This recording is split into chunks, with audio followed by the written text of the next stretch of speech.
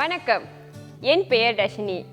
இந்த காலை வேளையில் மீண்டும் உங்களை எங்கள் ஆராதனை சந்திப்பதற்கு எனக்கு மிகவும் மகிழ்ச்சியாக இருக்கிறது. இந்த காலை வேளையில் நாம் ஆண்டவருக்கு தகுந்த முக்கியத்துவத்தை நம் ஆராதனை மூலம் செலுத்துவோமாக. ஆராதனைக்கு செல்வதற்கு முன்பாக உங்கள் கையடக்க தொலைபேசியை ஓசையற்ற நிலையிலோ அல்லது சுவிட்ச் ஆஃப் நிலையிலோ வைத்துக் கொள்ளுங்கள்.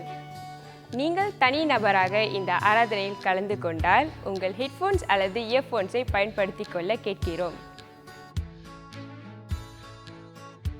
நம் ஆண்டவர் நல்லவர். இந்த மகிமையான ஆண்டவருக்கு சிறந்த ஆராதனையை செலுத்துவோம். வாருங்கள்.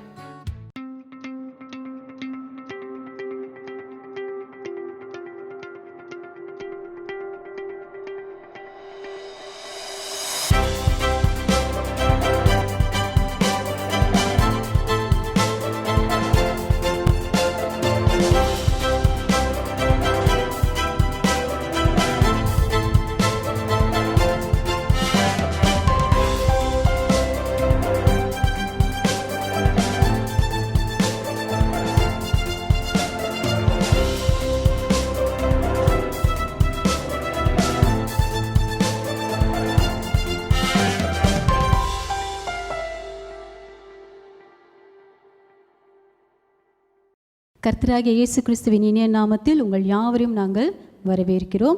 இந்த நேரத்தில் எழுந்து நின்று கூட நம்ம ஆண்டவருடைய சமூகத்தை நோக்கி பார்ப்போமாக.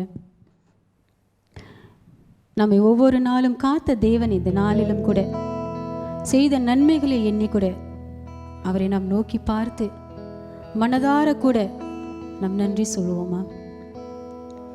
ஒவ்வொரு நாட்களிலும் நம்மை விட்டு பிரியாமல் ஒவ்வொரு நொடி பொழுதும் நம்மை காத்த அந்த தேவனை நோக்கி இந்த நாளிலும் மனதார அவரை ஆராதிக்க நம் உள்ளத்தை நாம் தயார்படுத்துவோமா? முதல் பாடலாக ஒவ்வொரு நாட்களிலும்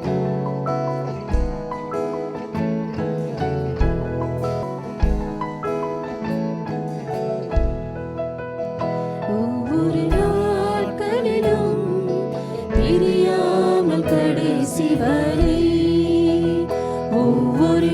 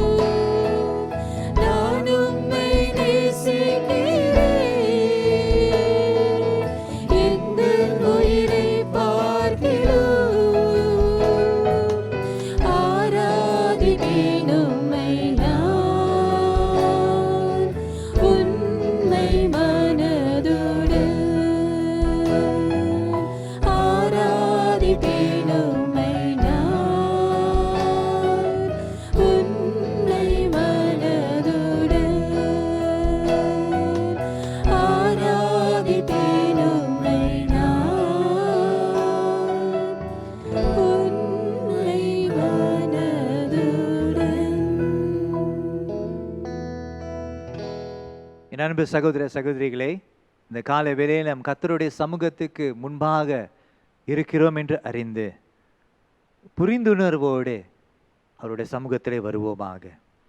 என் அன்பு சகோதர சகோதரிகளே, நாம் பிதாவின் பிரசன்னத்தில் தேவ குடும்பமாக இணைந்து வந்திருக்கிறோம். அவருக்கு துதியும் சோஸ்திரமும் செலுத்தவும், அவரது பரிசுத்த வார்த்தையை கேட்டு பெற்றுக்கொள்ளவும், உலகத்தின் தேவைகளை அவர் முன் கொண்டு வரவும், நமது பாவங்களுக்காக அவரது மன்னிப்பை கேட்கவும், அவரது கிருபையை நாடவும், அவர் குமாரனாகிய இயேசு கிறிஸ்துவின் மூலம் நம்மையே அவரது பணிக்காக ஒப்பு கொடுக்க வந்திருக்கிறோம்.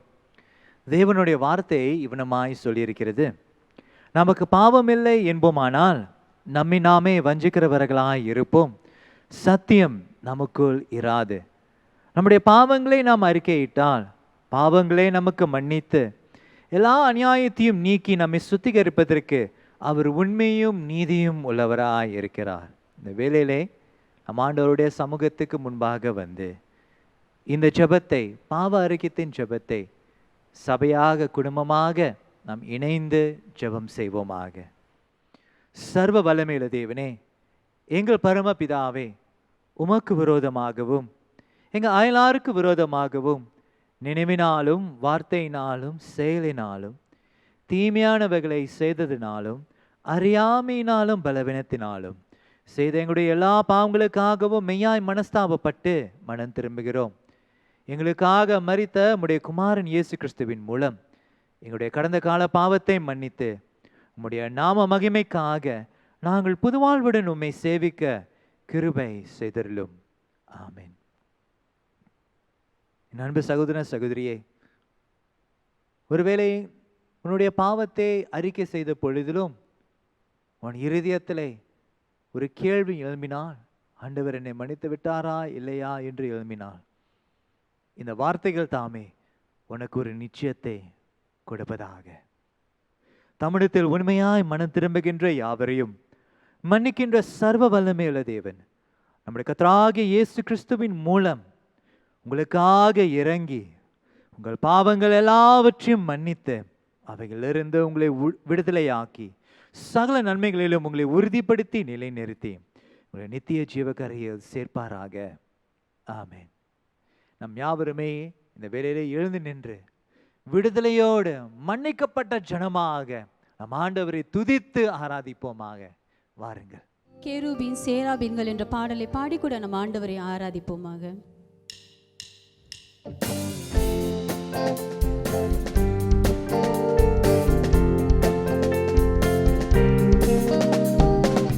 கேருபீன் சேராபீன்கள்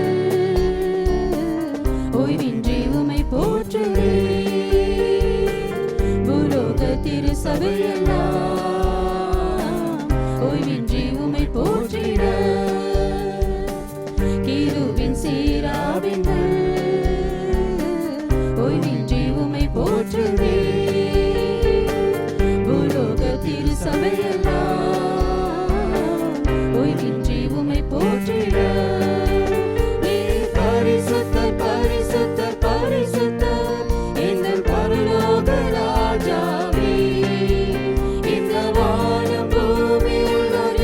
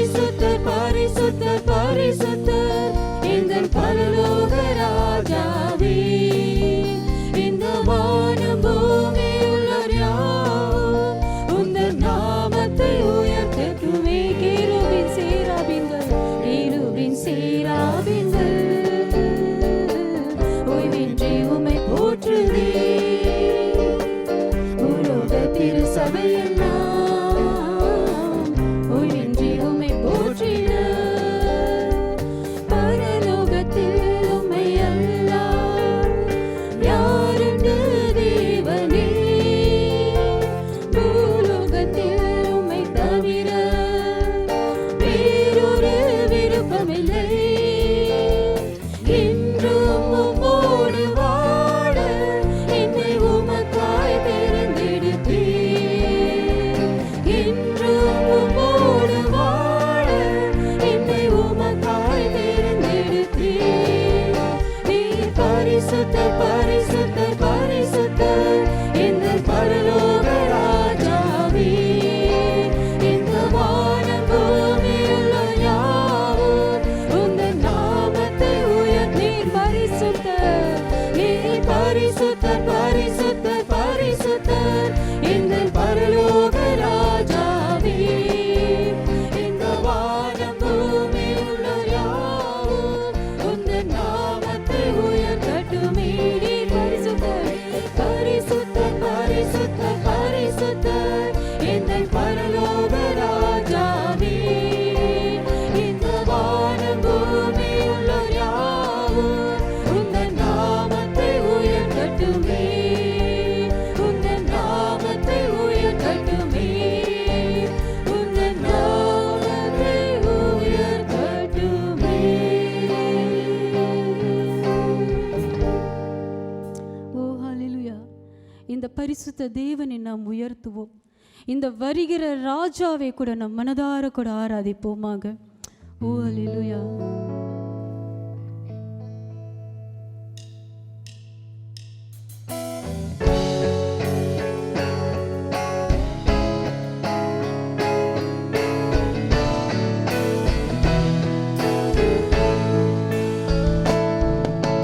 வருகிற ராஜாவுக்கு உங்கள் சிரசுகளை உயர்த்துங்கள். தலை வணங்கி அவரை போற்றி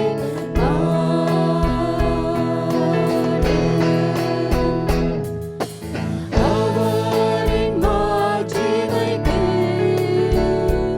உங்கள் துதிகளை செலுத்துங்கள். புதிய பரிசுத்தத்தில் மகிமை செலுத்துவோம். ராஜாதி ராஜாவுக்கே வருகிற ராஜாவுக்கே வருகிற ராஜாவுக்கே உங்கள் சிரசுகளை உயர்த்துங்கள். தலை வணங்கி அவரை போற்றி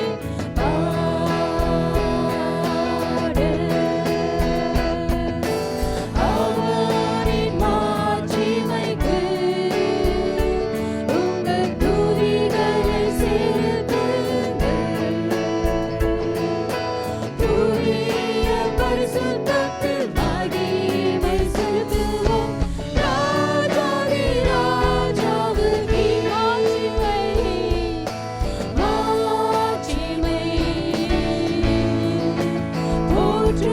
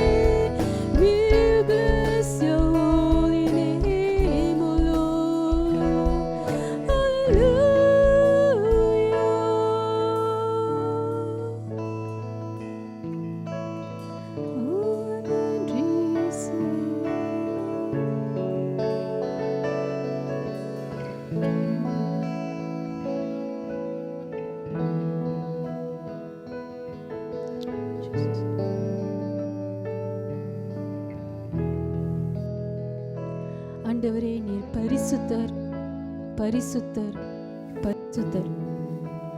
எல்லா நாமங்களுக்கும் மேலான தேவன் நீர் பரிசுத்தர், பரிசுத்தர், பரிசுத்தர்.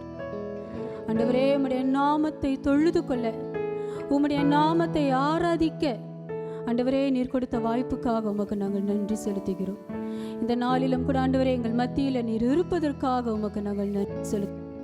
தொடர்ந்து கூட ஆண்டவரே, உம்முடைய வார்த்தையின் மூலமாக கூட ஆண்டவரே நீர் எங்களோடு படியாக நாங்கள் ஜெபிக்கிறோம். நன்றி ஆண்டவரே, நன்றி செலுத்தி இயேசுவின் நாமத்தில் ஜெபிக்கிறோம் எங்கள் நல்ல ஆண்டவரே, ஆமென். கர்த்தருக்கு ஸ்தோத்திரம்.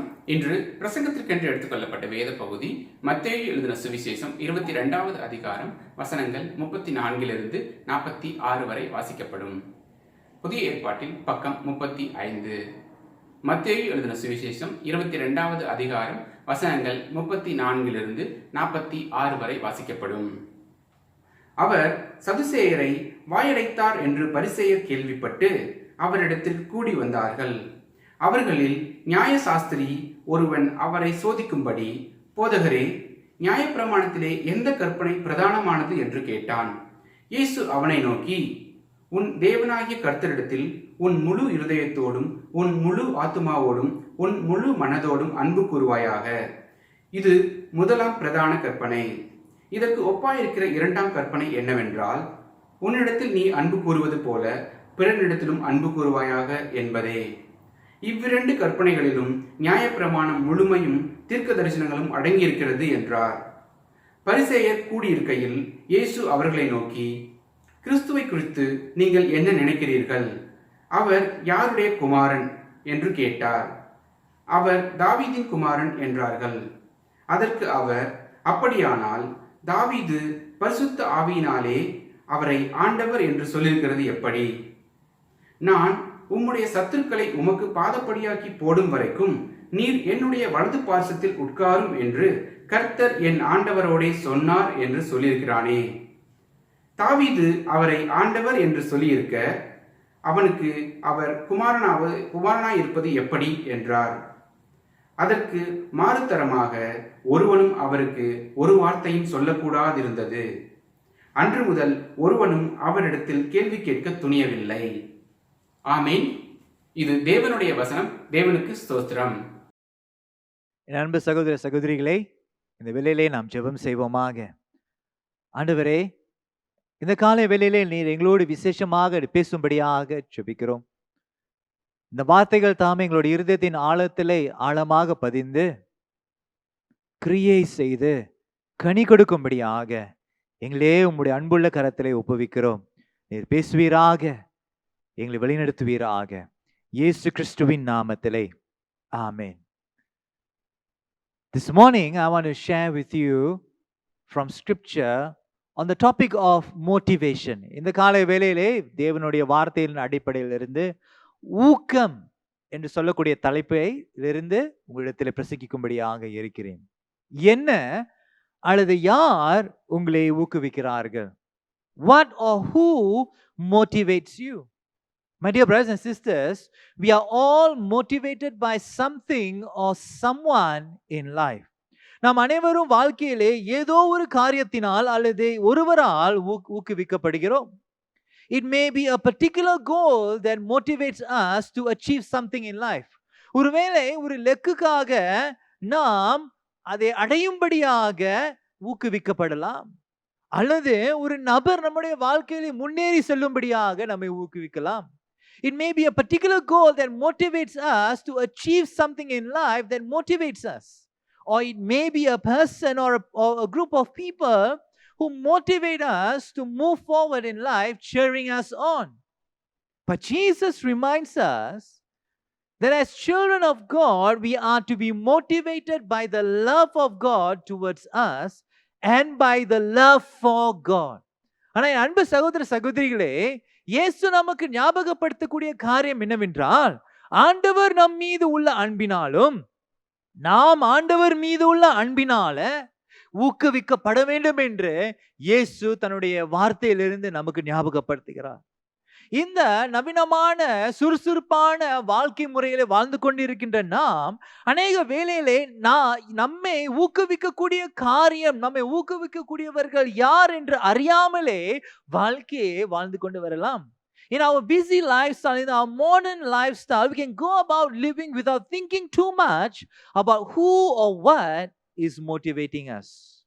But the Word of God encourages us to pause and to allow God to search our heart to check our motivations. தேவனுடைய வார்த்தை நமக்கு என்ன உற்சாகப்படுத்துகிறது என்றால், கர்த்தருடைய சமூகத்திலே காத்திருந்து அவர் நம்முடைய இருதயத்தை சோதித்து ஆராயும்படியாக நாம் நேரத்தை ஒப்புவிக்க வேண்டும். நாம் எந்த காரியத்தினாலே ஊக்குவிக்கப்படுகிறோம் என்று புரிந்து கொள்ளும்படியாக ஆண்டவருடைய சமூகத்திலே காத்திருக்க வேண்டும் என்று தேவனுடைய வார்த்தை நம்மை உற்சாகப்படுத்துகிறது. சங்கீதம் 139 23வது வசனத்திலிருந்து 24வது வசனம் இவ்வளமாய் சொல்லியிருக்கிறது. In Psalm 139 verses 23 to 24, it says this, and I read that in Tamil. தேவனே, என்னை ஆராய்ந்து என் இருதயத்தை அறிந்து கொள்ளும், என்னை சோதித்து என் சிந்தனைகளை அறிந்து கொள்ளும், வேதனை உண்டாக்கும் வழி என்னிடத்தில் உண்டோ என்று பார்த்து நித்திய வழியிலே என்னை நடத்தும். My dear brother and sister, not everything that motivates or everyone who motivates will lead us to experience an abundant life that God intends for us. என் அன்பு சகோதரனே சகோதரியே, நம்மை ஊக்குவிக்கக்கூடிய யாவருமே ஆண்டவர் விரும்புகின்ற அந்த நிறைவான வாழ்க்கையை அனுபவிக்கும்படியாக நம்மை நடத்தி செல்ல முடியாது. Every motivation needs to be brought before our Lord. ஒவ்வொரு ஊக்குவிக்கக்கூடிய காரியங்களும் ஆண்டவருடைய சமூகத்துக்கு முன்பாக கொண்டு வந்து ஆண்டவர் சோதித்து ஆராயும்படியாக நம்ம நேரத்தை கொடுக்க வேண்டும். ஊக்கம் கொடுக்கக்கூடிய யாவும் ஆண்டவருடைய சமூகத்துக்கு முன்பாக சோதித்து ஆராயும்படியாக நம்ம நேரத்தை கொடுக்க வேண்டும். Only the Lord can reveal true motivation of every act. ஒவ்வொரு செயலோடைய ஊக்கம் எதிலிருந்து வருகிறது என்று ஆண்டவர் ஒருவரே ஆராய்ந்து பார்க்க முடியும். மத்தேயு எழுதின சுவிசேஷம் 22ஆம் அதிகாரம் 34வது வசனத்திலிருந்து 46வது வசனம் வரை இயேசு பரிசேயரோடு இருந்த அந்த உரையாடலிலே அவர்களுடைய ஊக்கம் எங்கிருந்து வருகிறது என்று இயேசு வெளிப்படுத்தினார். Now in Matthew chapter 22 verses 34 to 46, Jesus reveals the motivation of the Pharisees and as well as the Sadducees, where this motivation was from. What was driving them? அவர்களை ஊக்குவித்த, அவர்களை அழுத்தின காரியங்கள் என்ன என்று இயேசு இந்த பரிசேயரும் சதுசேயரும் இருக்கக்கூடிய உரையாடலை இயேசு வெளிப்படுத்தினார். Now right from the beginning in Matthew chapter 22 verse 34 to 36, we read in the Bible that the Bible describes the motivation of the Pharisees. ஆரம்பத்திலிருந்து 34ஆம் வசனத்திலிருந்து 36வது வசனம் வரை ஆரம்பத்திலிருந்து இந்த பரிசேயர்களுடைய ஊக்கம் எங்கிருந்து வந்தது என்று நாம் புரிந்து கொள்ளலாம். 34வது வசனம் இவ்வளமாய் சொல்லியிருக்கிறது. அவர் சதுசேயரை வாயடைந்தார் என்று பரிசேயர் கேள்விப்பட்டு அவரிடத்தில் கூடி வந்தார்கள். When the Pharisees heard that the Sadducees were silenced, they gathered together. அதாவது சதுசேயர்களுடைய வாய் அடைக்கப்பட்டது என்று கேள்விப்பட்ட உடனே இந்த பரிசேயர்கள் வெகு சீக்கிரமாக முன் வந்து அவர்கள் கூடினார்கள் என்று நமக்கு விவரிக்கப்படுகிறது.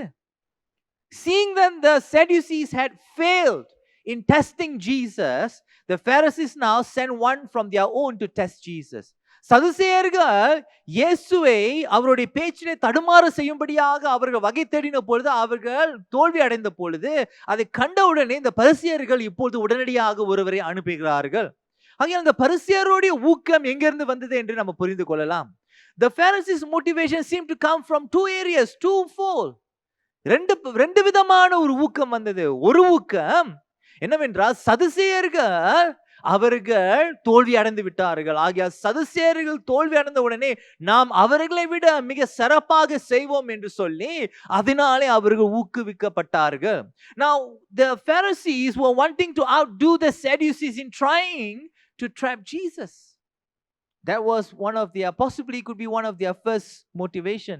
இரண்டாவது ஊக்கம் எங்கிருந்து வந்தது என்றால், இதுவரைக்கும் நீங்கள் இந்த வசனங்களுக்கு முன்பதாக பல வசனங்களை நீங்க படித்துக்கொண்டு வரும் பொழுது அநேக தடவை இயேசுவை அவருடைய சொந்த வாயின் வார்த்தையினாலே சோதிக்கப்படும்படியாக, அவரை பேச்சிலே தடுமாறும்படியாக அவர்கள் வகை தேடி அதிக முறை அவர்களை சோதித்தார்கள். ஆனா அதிக முறை சோதித்த பொழுதும் இயேசு ஒரு தடவை கூட தடுமாறாமல் ஒவ்வொரு தடவையும் அந்த பேச்சில், அந்த உரையாடலை அவர்களுடைய இருதயத்தின் உள்ளந்திரியங்களை வெளிப்படுத்தினார். இந்த வேளையிலே அவருக்கு அந்த இரண்டாவது ஒரு காரணமாக என்ன இருக்கலாம் என்றால், இயேசும் இன்னும் பிடிபடவில்லையே, ஆகையால எப்படியாவது இவர் தன்னுடைய சொந்த பேச்சினாலே தடுமாற வேண்டும் என்று அவர்கள் சோதிக்க வந்தார்கள். ஆக இந்த ரெண்டு காரியத்தையும் நாம் சோதித்து பார்க்கும் பொழுது அவருடைய ஊக்கம் சுயநலத்திலிருந்து வரக்கூடியதாக இருந்தது. One, it was that possibly they wanted to outdo the Sadducees because there was a religious competition between the two groups. சதுசேயர்களும் பரிசேயர்களுக்கு இடையே ஒரு மத போட்டி இருந்தது. அந்த போட்டியில யார் ஜெயிக்க போகிறார் என்று அதனாலே ஊக்குவிக்கப்பட்டு அவர்கள் பரிசேயர்கள் ஒருவரை அனுப்பினார்கள். இரண்டாவது, இதுவரைக்கும் பிடிபடாமல் இருக்கிறாரே இயேசு, எப்படியாச்சும் இவரை அவருடைய பேச்சிலே தடுமாற செய்வோம் என்று அவர்கள் சோதிக்க ஆரம்பித்தார்கள். ஆகிய அவருடைய ஊக்கமானது அந்த ஊக்கமானது எங்கிருந்து வந்தது என்றால் சுயநலத்திலிருந்து புறப்பட்டு வந்தது. வேதனை உண்டாக்கும் வழியிலிருந்து அவர்கள் ஜீவிக்கிறார்கள். சங்கீதக்காரன் சொன்னான் அல்லவா, வேதனை உண்டாக்கும் வழியிலிருந்து எங்களை தப்பு வைக்க வேண்டும் என்று அவன் ஜெபம் செய்தான் அல்லவா, பாடினான் அல்லவா. அதே போல அவர்கள் வேதனை உண்டாக்கும் வழியிலே ஜீவித்துக் கொண்டிருந்தார்கள். சுயநலத்தினாலே ஊக்குவிக்கப்பட்டார்கள். The scene is described where Jesus is not approached for the purpose of getting to know him or learning from him or out of love for him. இந்த சூழ்நிலையை நம்ம சோதித்து பார்க்கும் பொழுது இந்த பரிசேயர்கள் சதுசேயர்கள் இயேசுவை ஏன் அவர்கள் வந்தார்கள், இயேசு அண்டையில ஏன் வந்தார்கள் என்றால், இயேசுவிடத்திலிருந்து ஒன்றை கற்றுக்கொள்ளும்படியாக வரவில்லை, அவரை புரிந்து கொள்ளும்படியாக வரவில்லை, அவர் மீது உள்ள அன்பினாலே வரவில்லை, சுயநலத்தினாலே ஊக்குவிக்கப்பட்டு அவர்கள் வந்தார்கள். Jesus was approached. They used all the right words. They called him teacher. போதகரே என்ற அழகான வார்த்தைகளை பயன்படுத்தின பொழுதும் அந்த ஊக்கம் எங்கிருந்து வந்தது என்றால் சுயநலத்திலிருந்து புறப்பட்டு வந்த ஒரு ஊக்கமா இருந்தது. Jesus was approached because there was religious competition between the Sadducees and the Pharisees, and between them there was also this common hatred and jealousy towards Jesus. இயேசுவினிடத்திலே ஏன் இவர்கள் வந்தார்கள் என்றால், அவர் மதங்களுக்குள்ளாக மத தலைவர்களுக்குள்ளாக ஒரு போட்டி இருந்தனாலே இயேசுவினிடத்திலே அவர்கள் வந்தார்கள். இயேசுவின் மீது ஒரு பொது வெறுப்பு பொறாமை இருந்ததுனாலே இயேசுவினிடத்திலே வந்தார்களே ஒழிய அவர்கள் புரிந்து கொள்ளும்படியாக, இயேசுவை புரிந்து கொள்ளும்படியாக, இயேசுவை ஆராதிக்கும்படியாக, இயேசுவை நேசிக்கும்படியாக, இயேசுவிடத்திலிருந்து கற்றுக்கொள்ளும்படியாக வரவில்லை. ஆக அவருடைய ஊக்கம் எல்லாம் சுயநலத்திலிருந்து புறப்பட்டு வந்தது. அவர்கள் சுயநலத்தினாலே ஊக்குவிக்கப்பட்டார்கள். Approaching Jesus was just another way for the religious leaders to prove how everyone else was wrong and they were right.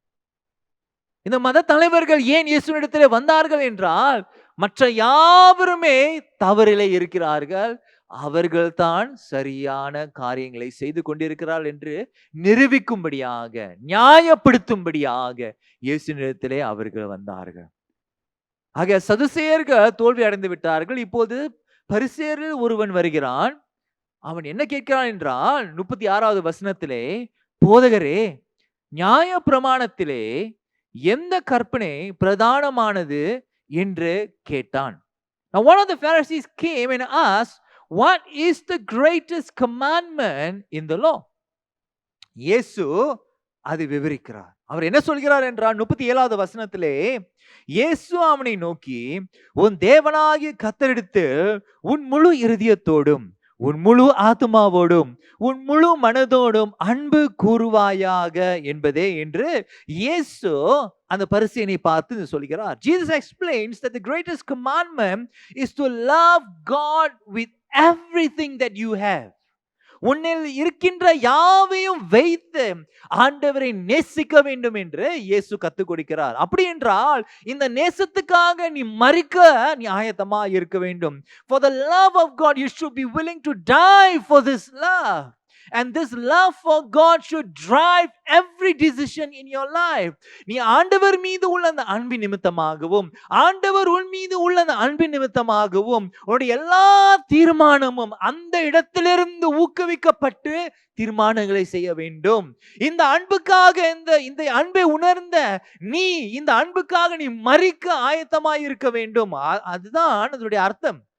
முழு இருதயத்தோடு முழு ஆத்மாவோடு முழு மனதோடு பலத்தோடு இதெல்லாம் சொல்லுவதற்குரிய காரணம் சுருக்கம் என்னவென்றால் இந்த அன்புக்காக நீ மரிக்க ஆயத்தமாக இருக்க வேண்டும் என்று இயேசு அந்த கட்டளையை எடுத்து சொல்கிறார். ஆனால் இந்த கட்டளையானது இது ஒரு புதிய கட்டளை அல்ல. இது உபாகமம் 6ஆம் அதிகாரம் 5ஆம் வசனத்திலிருந்து வரக்கூடிய ஒரு வசனமா இருக்கிறது. In Deuteronomy chapter 6 verse 5, this is not a new text a new verse for the disciples, for the Jews in those days. Because in Deuteronomy chapter 6 verse 5, he says the very thing that Jesus just quoted. இயேசு சொன்ன அதே வசனத்தை இந்த வசனம் சொல்லி இருக்கிறது. இந்த ஜெபமானது ஷமா என்று சொல்லக்கூடிய இந்த ஜெபமானது யூதர்கள் ஒவ்வொரு முறையும் 2 தடவை ஒரு நாளிலே அவர்கள் இந்த ஜெபத்தை செய்வார்கள். So Jesus quoted something that was very familiar to them. இந்த யூதர்கள் முற்றிலுமாக அறிந்த ஒரு வசனத்தை தான் இயேசு தன் பரிசேயர் மத்தியிலே சொல்கிறார். Jesus does not stop there. He goes on to say, the love that we experience from God and our love for God should motivate us to love one another. ஆனா இயேசு இன்னொரு படி எடுத்து வைக்கிறார். ஆண்டவரை மட்டும் நீ நேசிக்க கூடாது, ஆனால் ஆண்டவருடைய அன்பு ஆண்டவர் நம் மீது வைத்திருக்கின்ற அன்பினாலும் நாம் ஆண்டவர் மீது உள்ள அந்த அன்பினாலே நாம் மற்றவர்களை நேசிக்க வேண்டும் என்று இயேசு இன்னொரு கட்டளை எடுத்து சொல்கிறார். இதற்கு ஒப்பாயிருக்கின்ற இந்த 2வது கட்டளையை இயேசு அந்த பரிசேயரை பார்த்து சொல்கிறார். இந்த வார்த்தை அன்பு என்று சொல்லக்கூடிய இந்த வார்த்தையானது ஒரு வினை சொல்லாய் இருக்கிறது. அப்படி என்றால் அன்பு காண முடியும், அன்பு செயல்முறையாக அனுபவிக்கக்கூடிய ஒரு வார்த்தையா இருக்கிறது. In the New Testament, the word love is a verb.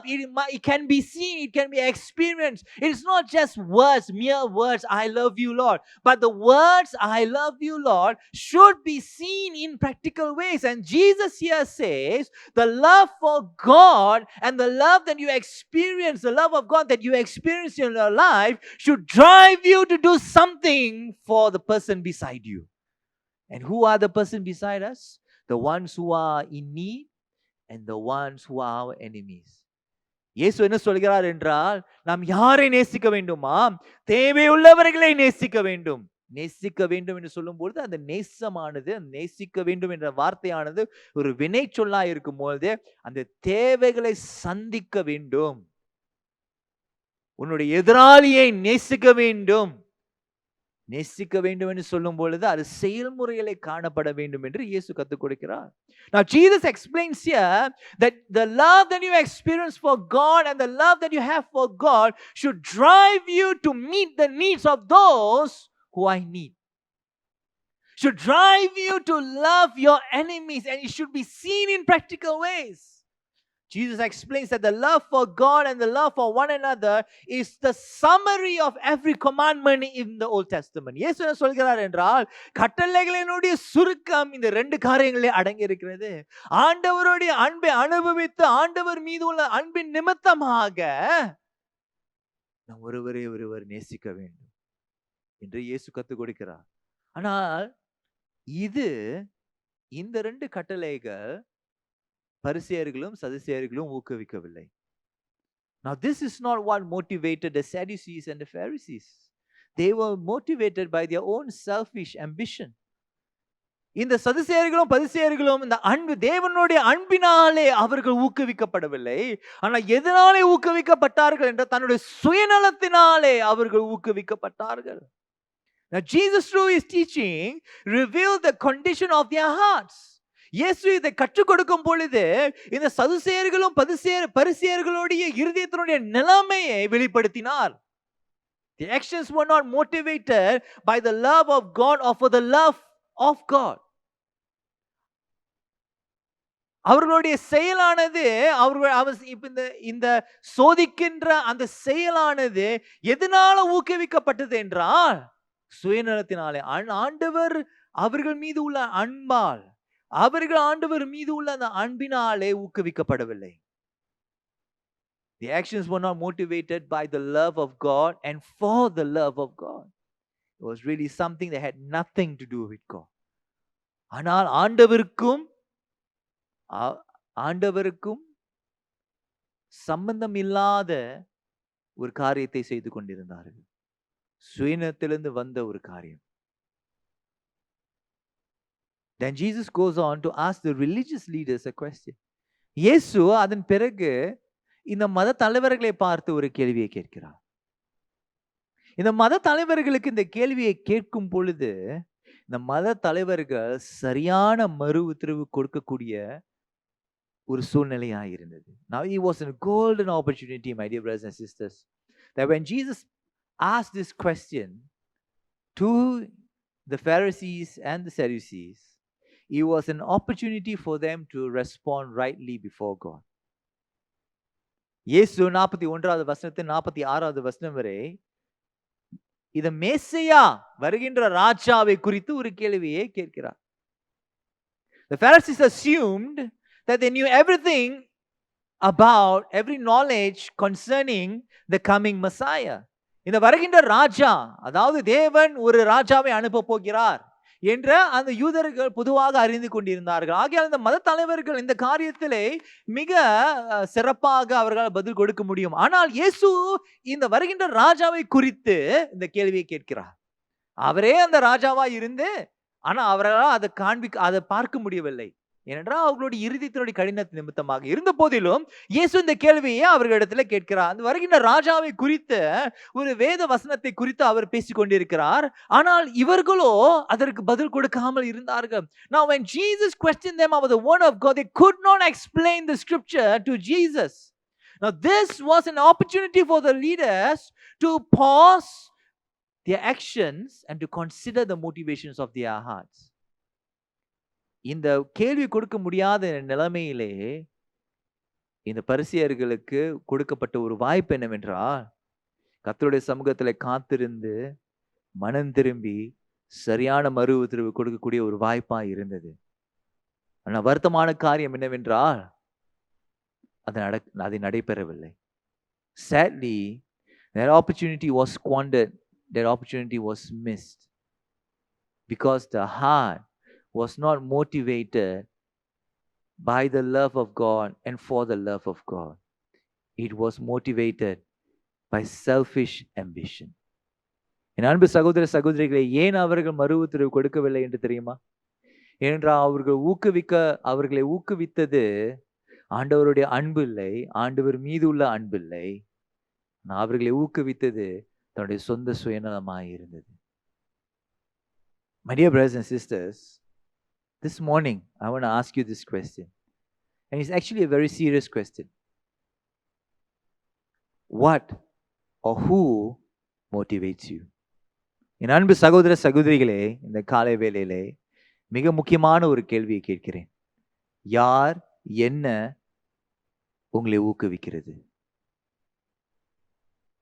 உங்களுடைய ஊக்கமானது, உங்களை ஊக்குவிக்கக்கூடிய காரியமானது ஆண்டவர் நம் மீது உள்ள அந்த அன்பினாலும் நாம் ஆண்டவர் மீது உள்ள அந்த அன்பினாலே காரியங்களை செய்து கொண்டிருக்கிறோமா? Is our motivation driven by the love of God and the love God has for us? You know, just like the Sadducees and the Pharisees, even concerning the things of God can be motivated out of selfish reasons. சதுசேயர்களும் பரிசேயர்களும் யாருங்க? அவர்கள் மத தலைவர்கள். மத தலைவர்கள் என்று சொல்லும் பொழுது அவர்கள் ஆண்டவருடைய காரியத்திலே ஈடுபட்டவர்கள். ஆனால் அவர்கள் ஆண்டவருடைய காரியத்தில் ஈடுபட்டதுக்கு ஊக்குவித்தது ஆண்டவர் மீது உள்ள அன்பு அல்ல. ஒருவேளை ஆரம்பத்திலே ஆண்டவர் மீது உள்ள அன்பினாலே ஆரம்பித்திருக்கலாம். ஆனால் இப்பொழுது ஆண்டவரிடத்தில் பேசிக்கொண்டிருக்கின்ற இந்த சதுசேயர்களும் பரிசேயர்களும் எதனாலே ஊக்குவிக்கப்பட்டார்கள் என்றால் ஆண்டவர் மீது உள்ள அன்பினாலே ஊக்குவிக்கப்படவில்லை. ஆண்டவர் அவர்கள் மீது வைத்திருந்த அன்பினாலே ஊக்குவிக்கப்படவில்லை. அவர்களுடைய சுயநலத்தினாலே அவர்கள் ஊக்குவிக்கப்பட்டார்கள். On the surface it may look like something is done for God or for godly reasons. மேலோட்டமாக சில நேரத்திலே காரியங்களை பார்க்கும் பொழுது ஆண்டவருக்காக செய்யக்கூடிய ஒரு காரணம் போல இருக்கலாம், ஒரு காரியம் போல இருக்கலாம். ஆனால் அது எதனால ஊக்குவிக்கப்படுகிறது? What is the motivation of doing things? நாம் செய்யக்கூடிய காரியங்களிலே செய்யக்கூடிய செயல்கள் எதனால ஊக்குவிக்கப்படுகிறது? Is it to prove someone wrong? ஒருவரின் தவறை நிரூபிக்கும்படியாக நாம் ஊக்குவிக்கப்படுகிறோமா? Or is it to prove a point to someone? அல்லது மற்றவர்களுக்கு காட்டும்படியாக, எல்லாரும் பார்க்கும்படியான ஒரு காரியத்தை செய்யும்படியாக அது நம்மை ஊக்குவித்துக் கொண்டிருக்கிறதா? Or is it to justify our actions? That's driving us, that's motivating us. அல்லது செயல்களை நியாயப்படுத்துவதற்காக நாம் காரியங்களை செய்து கொண்டிருக்கிறோம், ஊக்குவிக்கப்பட்டு கொண்டிருக்கிறோம். Is it to prove a point to someone? Is it to prove someone else is wrong? Or is it to justify our actions? Now I ask you this question: what happens after you have proven someone wrong? What happens after you have proven your point, and what happens after you have justified your actions? நீங்கள் ஒருவர் தவறு செய்கிறார்கள் என்று நிரூபித்த பிறகு, மற்றவர்களுக்கு காட்டின பிறகு, நம்முடைய செயல்களை நியாயப்படுத்தின பிறகு அதன் பின்பு என்ன நடக்க போகிறது? What's going to happen after that? The human heart is such that there is no end to it. இருதயத்தினுடைய நிலைமை எப்படிப்பட்டதா இருக்கிறது? நம்முடைய இருதயம் எப்படிப்பட்டதா இருக்கிறது என்றால் எதுவுமே ஒரு முடிவு இல்லை. அதாவது மற்றவர்கள் தவறு செய்கிறார்கள் என்று நிரூபித்து கொண்டு தொடர்ந்து செய்து கொண்டே இருக்க வேண்டும் என்று ஒரு ஏக்கம் இருந்து கொண்டே இருக்கும். ஏனென்றால் அந்த ஊக்கம் எங்கிருந்து வருகிறது? சுயநலத்திலிருந்து வருகிறது. There is no end to proving someone wrong. ஒருவர் தவறிலே இருக்கிறார் என்று நிரூபிப்பதிலே அதுக்கு முடிவே இல்லை. என் அன்பு சகோதரி சகோதரியே, மற்றவர்களுக்கு காண்பிப்பதிலே அதுக்கு முடிவே இல்லை. செயல்களை நியாயப்படுத்துவதிலே அதிலே ஒரு முடிவே இல்லை. There is no end, my dear brother and sister, in proving someone wrong. There's no end to proving a point. There is no end to justifying our actions. When all is said and done, can we honestly stand before God and confidently say, I am living a life that God wants me to?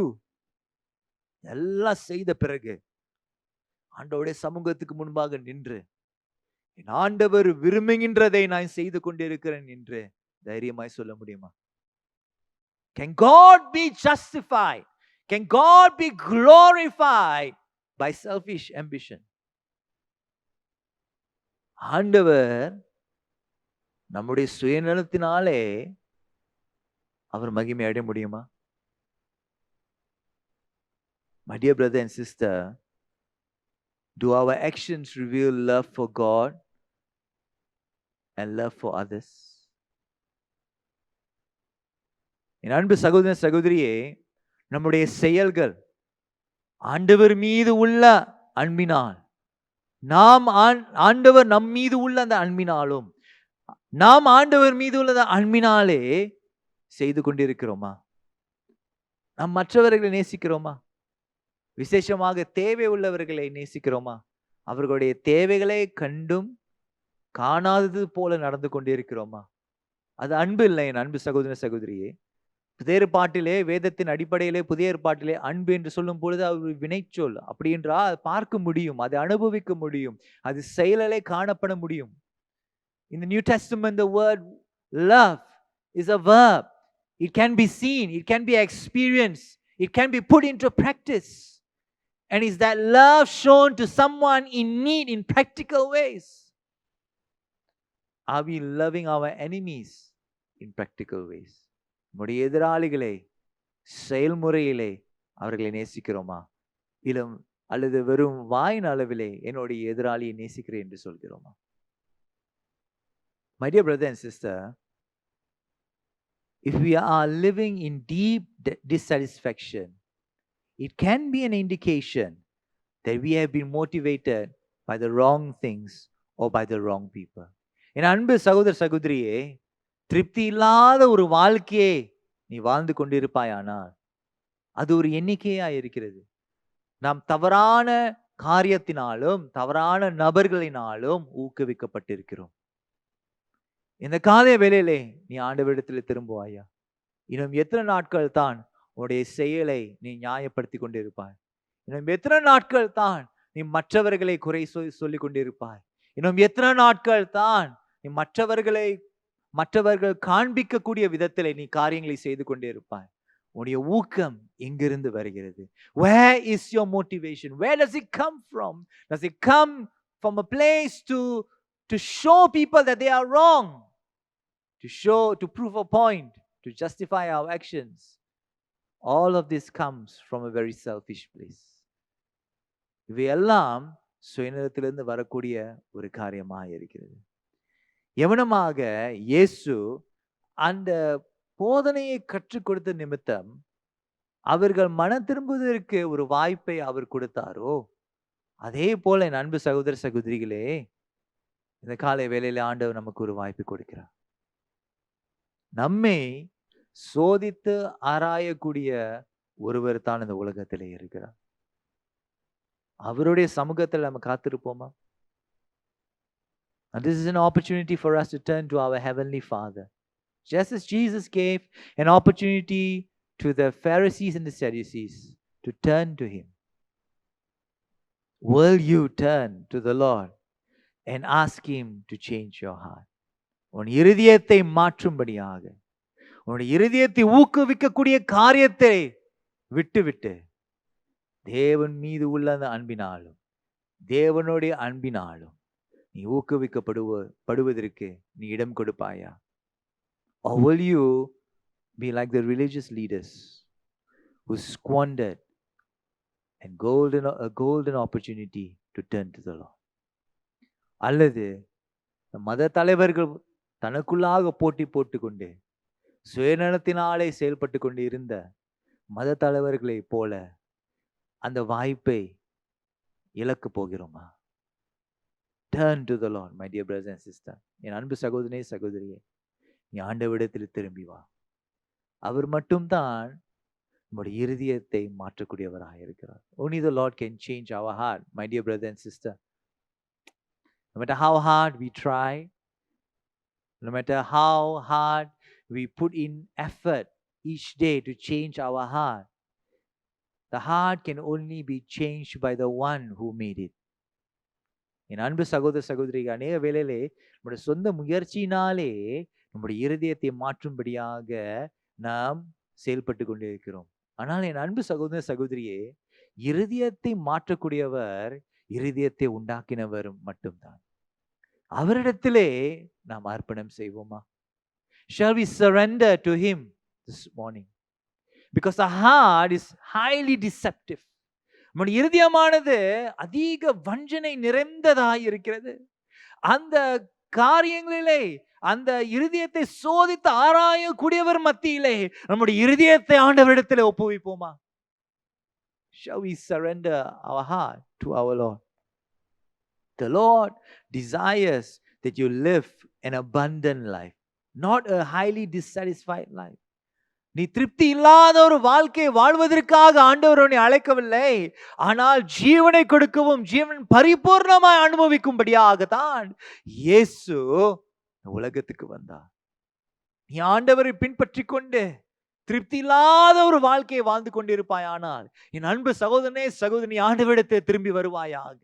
உன்னுடைய ஊக்கம் எங்கிருந்து வருகிறது என்று ஆராயும்படியாக ஆண்டவருக்கு இடம் கொடுப்பாயாக. அந்த இருதயத்தை மாற்றும்படியாக இடம் கொடுப்பாயாக.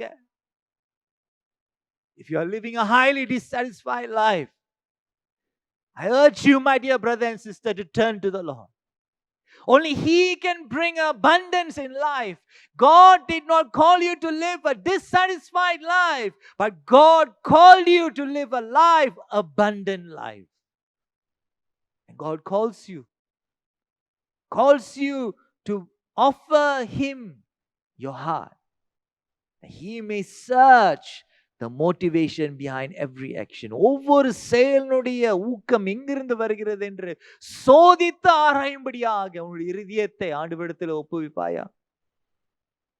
இந்த காலை வேளையிலே, இந்த குறிப்பாக இந்த சூழ்நிலையிலே போராடி கொண்டிருக்கிறவர்களுக்காக நான் ஜெபிக்க போகிறேன். This morning I'm going to pray for those who are particularly struggling in this area, to allow God to assess the motivation of every action. Perhaps you are struggling. And once again I want to tell you that dissatisfaction is a sign that maybe, perhaps, we have been motivated by the wrong things and by the wrong people. என் அன்பு சகோதரனே சகோதரியை முன்பாக சொன்னது போல, நம்மளுடைய வாழ்க்கையில் இருக்கக்கூடிய அந்த திருப்தி இல்லாத சூழ்நிலை ஒரு எண்ணிக்கையா இருக்கிறது. அது எதை எடுத்து காட்டுகிறது? நாம் தவறான காரியத்தினாலும் தவறான நபர்களினாலும் ஊக்குவிக்கப்பட்டிருக்கிறோம். மறுபடியும் ஆண்டவர் நம் மீது உள்ள அன்பினாலும் நாம் ஆண்டவர் மீது உள்ள அன்பினாலே ஊக்குவிக்கப்படுவோமாக. Let us come back to the Lord. Allow the love that God has for you and you for Him to be your ultimate motivation in doing things. காரியங்களை செய்வதற்கு ஊக்குவிக்கக்கூடிய இடம் எங்கிருந்து வர வேண்டும் என்றால், ஆண்டவர் நம் மீது உள்ள அன்பினாலும் நாம் ஆண்டவர் மீது உள்ள அன்பினாலே. ஜெபம் செய்வோமாக. Let's pray.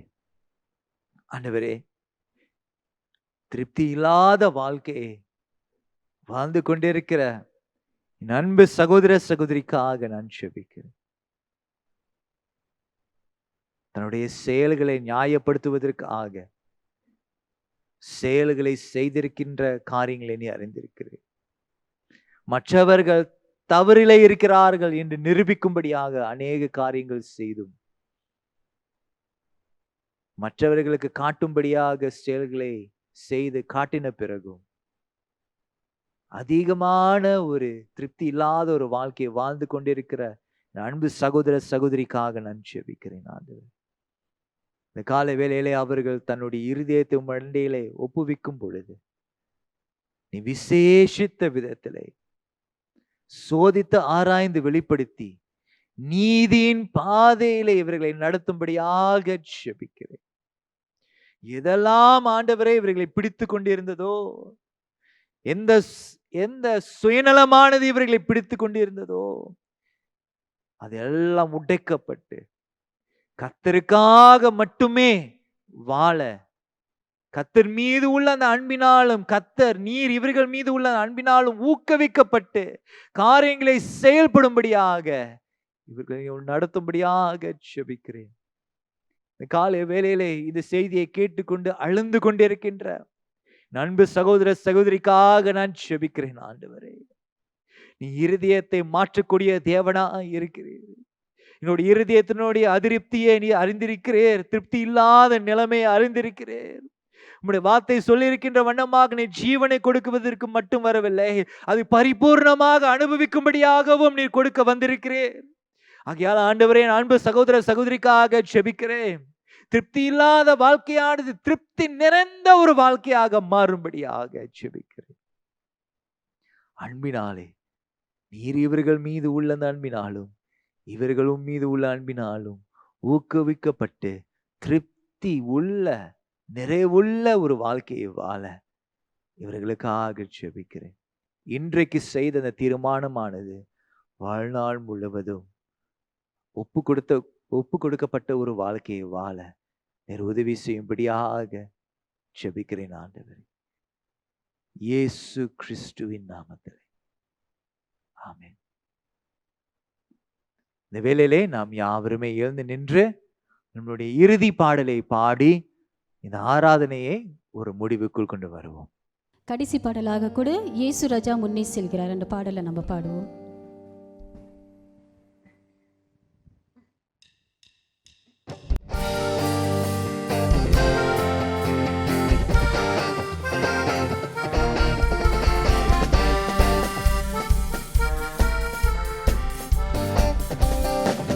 இயேசு ராஜா முன்னே செல்கிறார், ஹோசன்னா கீதம் பாடுவோம். இயேசு ராஜா முன்னே செல்கிறார், ஹோசன்னா கீதம் பாடுவோம். வேகம் சென்றிடுவோம்.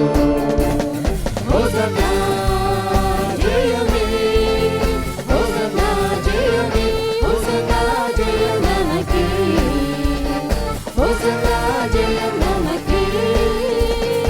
அல்லேலூயா துதி மகிமை, என்றும் அல்லேலூயா துதி மகிமை. அல்லேலூயா துதி மகிமை, என்றும் அல்லேலூயா துதி மகிமை.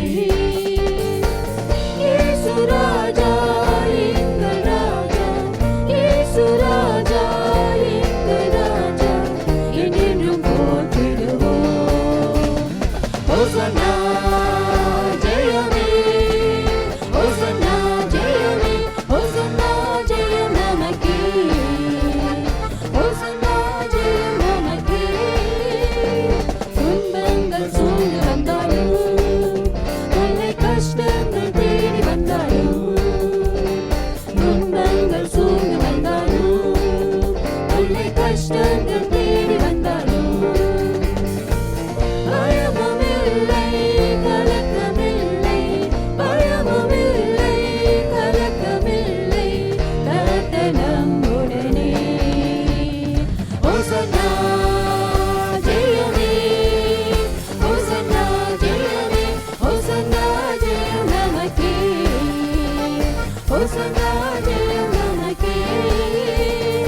யோர்தானின் வெள்ளம் வந்தாலும், எரிகோ கோட்டை எது நின்றாலும், யோர்தானின் வெள்ளம் வந்தாலும், எரிகோ கோட்டை எது நின்றாலும், பயமுமில்லை கலக்கமில்லை, பயமுமில்லை கலக்கமில்லை, மீட்பர் நம்முடனே. ஹோசன்னா ஜெயமே, ஹோசன்னா ஜெயமே, ஹோசன்னா ஜெயம் நமக்கே, ஹோசன்னா ஜெயம் நமக்கே. என் அன்பு சகோதர சகோதரிகளே, நீங்கள் வீட்டிலே இதை பார்த்து கொண்டிருக்கும் பொழுது நாம் யாவருமே எழுந்து நின்று இந்த கர்த்தருடைய ஆசீர்வாதத்தை நாம் பெற்றுக்கொள்வோமாக. எங்கள் வீட்டிலே குடும்பத்தாரோடு இருப்பீர்களானால் உங்களுடைய கரங்களை பிடித்துக்கொண்டு கர்த்தருடைய ஆசீர்வாதத்தை குடும்பமாக பெற்றுக்கொள்ளுங்கள். ஒருவேளை நீங்கள் தனியாக நீங்கள் இதை பார்த்து கொண்டு இருப்பீர்களானால் கர்த்தர் உங்களோடு இருக்கிறார் என்ற அந்த உணர்வோடு இந்த ஆசீர்வாதத்தை பெற்றுக்கொள்ளுங்கள். நம் கண்களை மூடி கர்த்தருடைய ஆசீர்வாதத்தை நாம் பெற்றுக்கொள்வோமாக. நீதியின் சூரியன் உங்கள் மேல் பிரகாசித்து உங்கள் பாதைகளில் உள்ள இருளை நீக்குவாராக. பிதா, குமாரன், பரிசுத்த ஆவியுமாகிய சர்வ வல்லமை பொருந்திய தேவனுடைய ஆசீர்வாதம் உங்களுக்குள்ளே இருந்து எப்பொழுதும் உங்களோடு நிலைத்திருக்க கடவுது. ஆமென், ஆமென். சமாதானத்தோடும் அன்போடும் போய் தேவனை சேவியுங்கள் கிறிஸ்துவின் நாமத்திலே. ஆமென், ஆமென். கர்த்தர் உங்களை ஆசீர்வதிப்பாராக. மறுபடியுமாக நீங்கள் இந்த ஆராதனையில் கலந்து கொள்வதிலே அதிக சந்தோஷப்படுகிறோம். மறுவாரம் அடுத்த வாரம் உங்களை சந்திப்போம். கர்த்தர் உங்களை ஆசீர்வதிப்பாராக. நம் ஆண்டவரை ஆராதித்து அவருடைய வார்த்தையை கேட்டோம். நம் ஆண்டவருக்கு கொடுப்பதும் ஒரு வகையான ஆராதிப்பு தான். நம்முடைய காணிக்கையை செலுத்த ஆயத்தமாகவும் வாருங்கள். நீங்கள் உங்கள் காணிக்கைகளையும் தசம பாகங்களையும் கொடுக்க 3 வழிகள் உள்ளன. முதலாவதாக, நீங்கள் இணையத்தின் வழியாகவோ அல்லது ATM வழியாகவோ பேங்க் டிரான்ஸ்ஃபர் செய்யலாம். நீங்கள் டிரான்ஸ்ஃபர் செய்ய my Saviour's church DBS account number 00601461112, அதாவது நீங்கள் டிரான்ஸ்ஃபர் செய்ய வேண்டிய எண் 006146112. இரண்டாவது வழி, பே நவ் என்ற சேவை மூலம் கட்டணத்தை செலுத்தலாம். இணையம் அல்லது மொபைல் வங்கி மூலம் பே நவ் என்ற பகுதியை தேர்ந்தெடுத்து என் இரட்சகர் ஆலயத்திற்குரிய சிறப்பு எண்ணை தட்டச்சு செய்யவும். சிறப்பு எண் T08CC4073G. மூன்றாவதாக காசோலை, அதாவது செக் வழியாக நீங்கள் பணத்தை செலுத்தலாம். மேல் விவரங்களுக்கு சபை அலுவலகத்தை தொடர்பு கொள்ளுங்கள். தொடர்பு கொள்ள வேண்டிய எண் 64742823.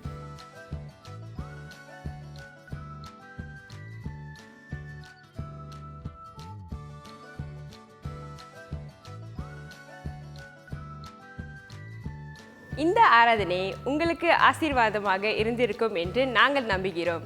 மீண்டும் உங்களை அடுத்த வாரம் சந்திக்கிறோம். பாய்.